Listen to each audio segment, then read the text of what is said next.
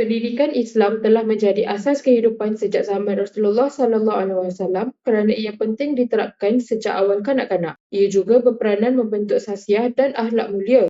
Ia juga merupakan proses menyeluruh yang merangkumi pembentukan rohani, emosi, akhlak dan intelek berlandaskan Al-Quran, Hadis dan Sunnah. Ini berdepan cabaran pengaruh budaya barat, media massa dan kekurangan pendidik mahir, justru pendekatannya perlu disesuaikan dengan perkembangan semasa tanpa mengabaikan nilai agama. Video ini membincangkan teori pendidikan kanak-kanak menurut Ibn Sina, Ibn Khaldun dan Saidina Ali serta peranan ibu bapa dalam pendidikan awal kanak-kanak. Latar belakang Ibn Sina atau nama penuhnya Abu Ali Al-Husin Ibn Sina merupakan tokoh Islam yang lahir pada tahun 980 Masihi di Bukhara. Beliau menghafaz Al-Quran sejak usia 10 tahun dan menguasai pelbagai bidang ilmu seperti falsafah, logik dan sains sejak usia muda. Menurut Ibn Sina, pendidikan harus berpaksikan konsep tazkiyah an-nafs iaitu penyucian jiwa sebagai asas penerimaan ilmu. Beliau membahagikan perkembangan manusia kepada beberapa tahap. Tahap pertama ialah nabatiyah, tahap kedua ialah hayawaniyah, tahap terakhir ialah insaniyah. Ibn Sina menolak pemisahan antara ilmu dunia dan ilmu agama kerana kedua-duanya saling melengkapi. Ibn Khaldun atau Abdurrahman bin Muhammad Ibn Khaldun dilahirkan pada tahun 1332 Masihi di Tunis. Ibn Khaldun dikenali sebagai ahli sejarah dan sosiologi Islam melalui karyanya yang terkenal iaitu Muqaddimah. Menurut Ibn Khaldun, pendidikan berperanan membentuk akhlak mulia, moral, kejujuran dan keadilan. Konsep asabiah atau kesepaduan sosial diperkenalkan bagi membina perpaduan dan tanggungjawab dalam masyarakat melalui pendidikan. Teori pendidikan Ibn Khaldun berpaksikan pandangan Islam bahawa manusia ialah hamba dan khalifah Allah di bumi. Pendidikan bertujuan menyempurnakan fitrah manusia dan membentuk insan seimbang dari segi spiritual, intelektual, emosi dan sosial. Penekanan terhadap akhlak selari dengan Al-Quran dan hadis Rasulullah SAW. Latar belakang Saidina Ali. Ali bin Abi Thalib bin Abdul Muttalib bin Hashim bin Abdul Manaf dilahirkan pada tahun 601 Masihi di Mekah. Saidina Ali bin Abi Thalib merupakan sepupu dan menantu Rasulullah SAW. Saidina Ali terkenal sebagai tokoh yang berilmu, berani dan berakhlak mulia.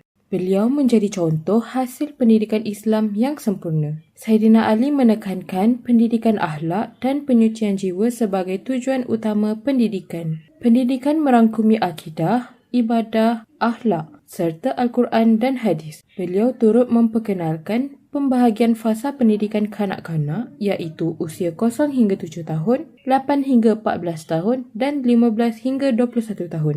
Setiap fasa menekankan aspek pembentukan disiplin dan kematangan sesuai dengan perkembangan usia.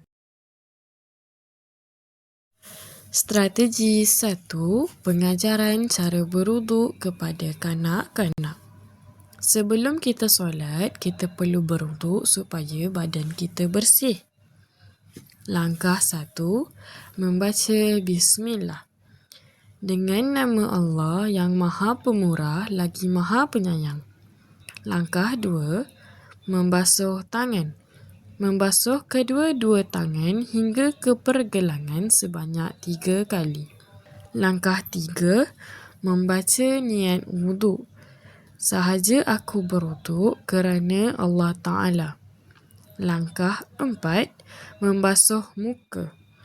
Basuh muka bermula dari atas dahi hingga ke bawah dagu, dari anak telinga kiri ke anak telinga kanan.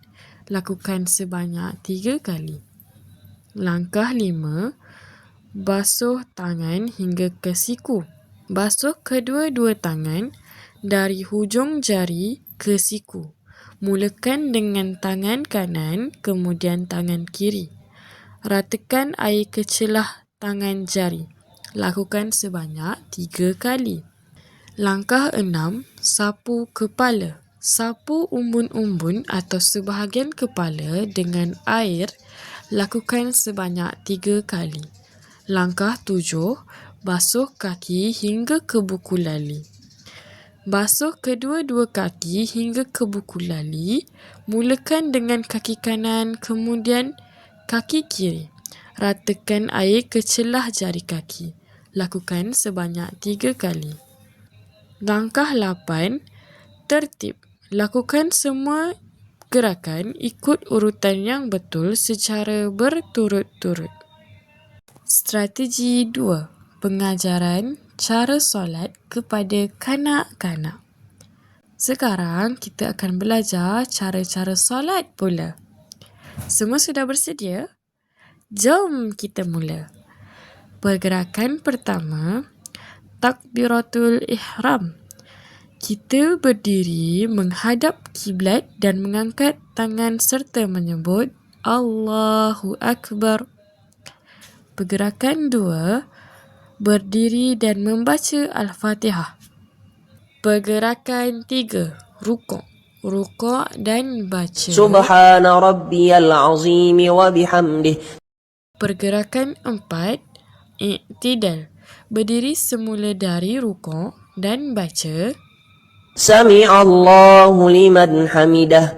Rabbana lakal hamd. Pergerakan 5, sujud. Sujud dan baca Subhana rabbiyal a'la wa bihamdih. Pergerakan 6, duduk antara dua sujud.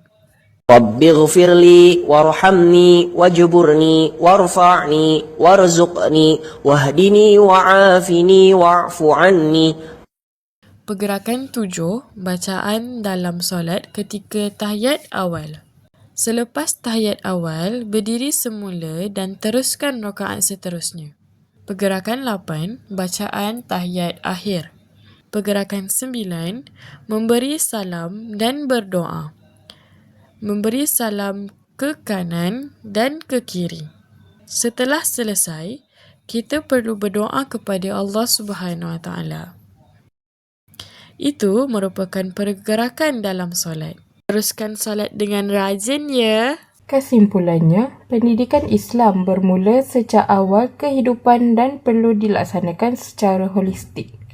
Teori pendidikan Ibn Sina, Ibn Khaldun dan Saidina Ali menekankan pembangunan jiwa, akhlak dan intelek dalam membentuk insan seimbang.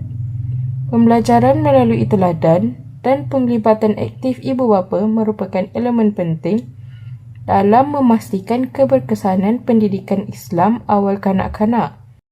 Pendekatan ini mampu melahirkan generasi yang beriman, berakhlak mulia dan bertanggungjawab terhadap agama, masyarakat dan negara.